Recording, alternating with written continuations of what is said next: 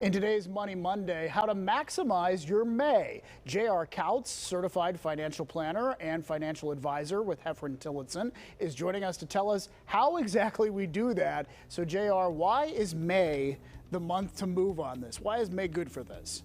May's an important time of the year, David. So when we come right out of tax planning season, for most people, if you haven't filed an extension, you're looking at how did my taxes look last year? Where do I look going forward? So did I hit the nail on the head and we pretty much planned it perfectly and I don't have much of a tax liability due? Do we expect the same next year, or is it going to be very different? And using that picture to paint the picture for next year plays a big part in your budget. So it sort of gives you a guide. Absolutely. So when you come to that mid-year point almost, when we're in May, saying, what does my budget look like? Have I spent too much? Am I on track? You know, the American Psychological Association recently did a study that said over 72% of people are financially stressed at some point throughout the month. And that usually leads to more spending, which can throw your budget out of whack. And that can have long-term effects, such as on your planning for retirement and personal savings and employee contributions. Well, in fact, let's talk about retirement. Let's talk about employee contributions. And what can we do to maximize the contributions? I mean, I know there's a maximum level that you can go up to, but that really hurts if you have the big percentage there. Absolutely. So in 2022, you can contribute up to $20,500 just for employee contributions. If you're over the age of 50 or you have special employment considerations, you can contribute more, but on a very basic level, $20,500 is the expectation.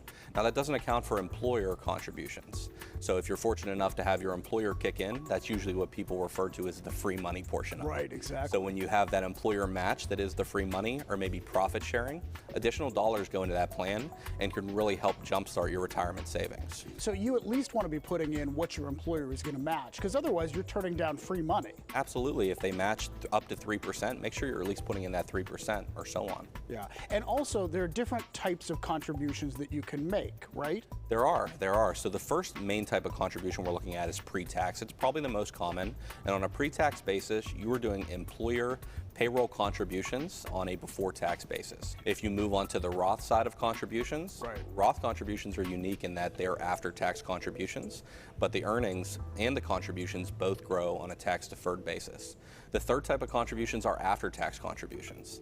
So while this sounds very similar to the Roth contributions, this is actually then making contributions above and beyond what you may be eligible to do on an after-tax basis, but the contributions grow. So what if your employer, for whatever reason, you're not eligible or they don't offer a 401k program? What can you do to try to plan?